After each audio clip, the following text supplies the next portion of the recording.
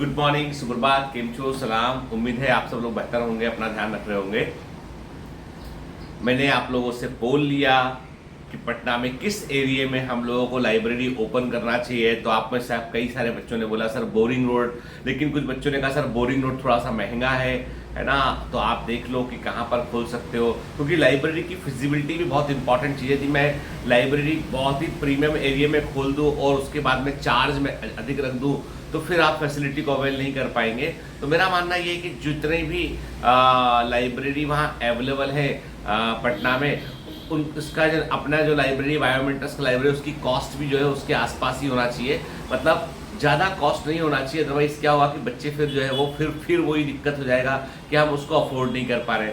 अब आप में से कुछ बच्चे बोलते हैं कि सर जो है आप देखो, हम लोगों को मेरे दिमाग में पहले ऐसा कि पटना में शायद बाजार समिति एरिया जो है वो वहाँ खोलना चाहिए, लेकिन वहाँ पे मालूम चला कि यूपीएससी के बच्चे ज़्यादा है, पीएमटी वाले, नीट वाले बच्चे जो है वो बोरिंग रोड में, कांकरबाग इन एरिया में ज़्यादा है। तो हम लोग देख रहे हैं, दोनों जगह पे देख रहे हैं, मतलब हमारे बजट के अंदर आना चाहिए प्रमाइसेस। क्योंकि कारण ये, यदि हम बहुत छोटा लाइब्रेरी खोलेंगे ना तो वो फिजिबिलिटी नहीं है उसका। तो हम लोगों को कम से कम 100-150 बच्चे एक बार में बैठ सकें, उसमें 3 अलग अलग स्लॉट हो ताकि 400-500 बच्चों को फायदा मिल सके, तो ही जो है वो लाइब्रेरी का कुछ पर्पस बन पाएगा। क्योंकि देखो बेटा, सिंपल सी बात है, at the end of the day money should not lose, यानी पैसा जो है वो ऑर्गेनाइजेशन का पैसा लूज नहीं होना चाहिए, वो क्रिएट होना चाहिए। ठीक है, तो पॉइंट ये है कि मेरा मानना ये है कि हमको, इसलिए आपकी नज़र में कोई जगह ऐसी हो ना जहाँ पर लाइब्रेरी ओपन हो सकती हो, अच्छी जगह हो जो जिससे हम लोग बात कर सके इससे। तो हालांकि पटना में हम लोगों ने 2-3 लोकल ब्रोकर्स को हम लोगों ने जो है वो टच किया, उनसे हम लोगों की बात चल रही है, तो वो हम लोगों को बताएंगे कि कहाँ कहाँ पर जगह अवेलेबल है।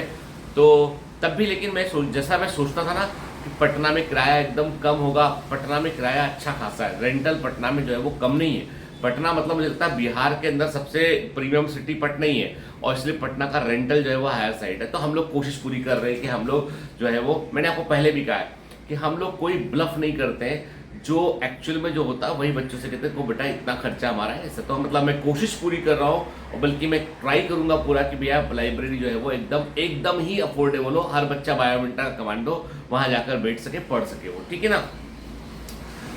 फिर मैंने आप लोगों से कहा था कि मैं एक गूगल फॉर्म भी मैं रिलीज़ कर दूंगा, जिसमें कि आप में से जो भी इंटरेस्टेड है लाइब्रेरी में, लाइब्रेरी की पोस्ट के लिए एलिजिबल है, वो लोग अपना रिज्यूम भी सबमिट कर पाएंगे। ठीक है ना। तो वो चीज़ें भी हम लोग कर लेंगे बेटा, ताकि ना हम लोग चाहते हैं कि ये पूरी पारिवारिक जिम्मेदारी है कि हम सब मिलकर जो है वो एक्टिव रोल प्ले करें। लाइब्रेरी की मेंबरशिप के लिए भी हम लोग जो है वो एक सिस्टम डेवलप कर रहे हैं कि आप लोग जो है वो मेंबरशिप ले सके, मतलब बायोमेंटस के कमांडोज को प्रायोरिटी मिलेगी उसमें। और क्योंकि देखो, आप प्रश्न ये है कि कई बच्चों का बोलना सर सबके लिए ओपन कर दो। प्रॉब्लम ये है कि वो तो कर दे हम, लेकिन समस्या ये है ना कि हम तो चाह रहे हैं बायोमेंटस का एक अपना इन्वायरमेंट, जहाँ पर बच्चों को एक पॉजिटिव कंडक्टिव इन्वायरमेंट मिले, कोई तरह का डिस्टर्बेंस ना मिले। कमांडो वाली फीलिंग आई कि हम कमांड सेंटर लाइब्रेरी में जाकर पढ़ रहे हैं, हम कमांड सेंटर लाइब्रेरी में जाकर पढ़ रहे हैं और हम बायोमेंटर कमांडो वो वाली फीलिंग आए। ठीक है, हमारी अपनी एक टी शर्ट हो कि हम टी शर्ट पहन के, जैसे बाकी ऑफलाइन क्लास वाले जाते हैं ना, ऐसे ही हम लोग टी शर्ट पहन के लाइब्रेरी में जाके बैठ के पढ़े हम। ठीक है, एक डिफरेंट काइंड का फीलिंग आएगा वो। ठीक है, फिर उसमें जो है वो कुछ मतलब कुछ ऐसी एक्टिविटी भी हम लोग प्लान करें जिससे कि आप लोगों का इंटरेक्शन, आप लोगों का पढ़ने में मन करे, आपका लाइब्रेरी जाने का मन भी करे, आपको चलो चलते हैं यार उस लाइब्रेरी में। ठीक है ना। मतलब कभी आपको ऐसा लगे कि आप वहाँ पहुँच गए, मतलब आप पूरी दुनिया से दूर होकर आप पढ़ने पहुँच गए, वहाँ पर जरूरी चीज़ वो है। ठीक है, चलिए, तो ये तो बात की मैंने जो है वो प्लान के बारे में कि जो हम कर रहे हैं। ठीक है, और मैंने गौर किया बेटा, क्योंकि देखो अभी मुझे है ना, मतलब सच बताओ कि इस समय बायोमेंटर्स को अपने कमांडोज की बहुत ज़रूरत है कि कमांडो जो है बायोमेंटर्स को सपोर्ट करें हर चीज़ में। क्योंकि देखो बेटा, यदि हम लोग जो है वो थोड़े से आगे नहीं बढ़ेंगे ना, तो जहाँ है वहाँ से पीछे जाना शुरू कर देंगे हम लोग। ठीक है, तो हम लोगों को आपके सहयोग की आवश्यकता है, क्योंकि हम लोग वो मार्केट, तमाम जो प्रोपेगेंडा मार्केटिंग इसको बोलते हैं ना, कि बहुत सारी रील शॉर्ट ना हंगामा सब तरफ, वो सब नहीं कर सकते हम लोग। आपको पता ही है कि हम लोगों के ऊपर जिम्मेदारी है बहुत सारे बच्चों की। अभी कम से कम 20 बच्चे ऐसे जो काउंसिल भाग रहे हैं जिनके पास कुछ नहीं है, उनको जो है वो बहुत ही हम्बल बैकग्राउंड से और टैलेंटेड बच्चे हैं। गवर्नमेंट कॉलेज की फीसेज भी गवर्नमेंट ने इतनी कर रखी है कि उसमें भी जो है 50,000 रुपये भी बड़ी फीस होती है।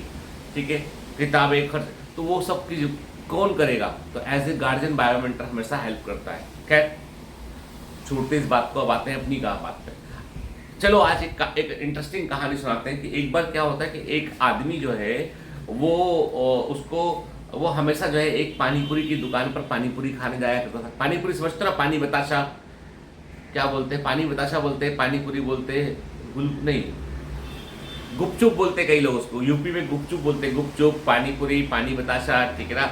हम लोग यहाँ पे पानीपुरी बोलते हैं, और यहाँ के 5 स्टार होटल में उसको बोलते हैं वाटर बॉल्स। क्या बोलते हैं? वाटर बॉल्स, ठीक है। तो वो एक जगह पे बड़ी फेमस पानीपुरी की दुकान का एक साइकिल बड़ा था, साइकिल पे बढ़िया पानीपुरी लेके आता था, और वो जाकर एक आदमी सालों से खाया करता था। और वो उसने एक दिन सोचने में उसके आया कि यार ये तो इतनी अच्छी पानीपुरी बनाता है, पूरे मोहल्ले के लोग इसके पास में आते हैं, तब भी ये जो है वो एकदम इसकी बड़ी दुकान होनी चाहिए थी, बड़ा शोरूम होना चाहिए था, बड़ा सा होटल होना चाहिए था, वो तो खुला नहीं इसका। तो वो सोचता है कि जाके पूछूं तो इससे मैं उस पानीपुरी वाले के पास जाके बोलता है कि भैया ये बताओ, पिछले 10 साल से देख रहा हूँ तुमको मैं, 10 साल से तुम बाकायदा नियम से आते हो, बढ़िया पानीपुरी बना रहे हो, क्वालिटी तुम्हारा A1 है, कहीं नहीं मिलेगा ऐसा स्वाद, है ना, पर तुम बहुत आगे क्यों नहीं बढ़ पाए? तो बोलता साहब किस्मत। बोलता अच्छा तुम कैसे मानते हो किस्मत? मैं तो नहीं मानता किस्मत कोई चीज होती है। तुम किस्मत पे के भरोसे कैसे बैठे हो? और तुम रोज आ रहे हो वही काम कर रहे हो, तुम्हें काम भी नहीं बदला इसको लेके। तो बोलता है ऐसा है साहब, कभी आप मुझे उम्मीद है कि आपके पास बैंक में लॉकर तो होगा। बोले हाँ बैंक में लॉकर है मेरे पास में।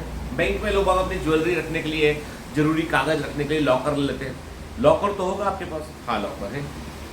लॉकर में कितनी चाबी लगती है? 2 चाबी लगती है लॉकर में।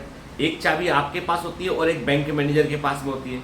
मतलब एक चाबी बैंक के पास में होती है और एक चाबी आपके पास में होती है। बैंक आपकी एब्सेंस में आपका लॉकर नहीं खोल सकता जब तक आपकी चाबी ना लग जाए। आप बैंक से परमिशन लिए बगैर अपना लॉकर नहीं खोल सकते, क्योंकि बैंक जब तक बैंक की चाबी नहीं लगेगी तब तक लॉक नहीं। मतलब बैंक के अंदर जो लॉकर होते हैं उनमें 2 चाबी होती है, एक आपकी चाबी, आप उससे अपना लॉक खोलते हो, बैंक की चाबी तो फिर लॉक खुलता है, तब जाके लॉकर खोल पाते हो। कोई भी अकेला लॉकर को ऑपरेट नहीं कर पाता, ठीक है। मेरी चाबी है, बोलता मेरी चाबी है मेरी मेहनत, कि मैं मेहनत की चाबी रोज आके लगाता हूँ। 10 साल से मैं रोज मेहनत की चाबी आके लगा रहा हूँ, रोज मैं मेहनत की चाबी आके लगाता हूँ उसमें। और दूसरी चाबी है किस्मत की, भगवान के पास। जिस दिन उसका मन करेगा वो अपनी चाबी लगा देगा, और मैं अपनी चाबी रोज लगा रहा हूं। तो जब भी भगवान अपनी चाबी लगाएगा मेरा किस्मत, मेरा सब कुछ पलट जाएगा, सब कुछ बढ़िया हो जाएगा। लेकिन यदि मैं अपनी चाबी नहीं लगाऊंगा, मैं अपनी चाबी रोज नहीं लगाऊंगा, तो भगवान तो अपनी चाबी मान लो लगा भी रहा होगा तो भी लॉक नहीं खुलने वाला। मतलब अकेली किस्मत से काम नहीं चलेगा, किस्मत के साथ में परिश्रम भी चाहिए, मेहनत भी चाहिए। तो मेहनत मैं रोज करता हूं, मुझे मालूम है कि किसी दिन भगवान चाबी लगाएगा और मेरी किस्मत का ताला खुल जाएगा और सक्सेसफुल हो जाऊंगा। लेकिन यदि मैं अपनी चाबी रोज नहीं लगाऊंगा नियम से आके, तो भगवान की चाबी भी काम नहीं करेगी। तो याद रखिए, मेहनत करते रहो करते रहो करते रहो, कई बार परिणाम नहीं मिलता है क्योंकि आपकी समहाउ ऐसा कह सकते हैं डेस्टिनी की चाबी लग नहीं रही वहां पर। लेकिन जिस दिन आके लग गई चाबी, फोड़ दोगे।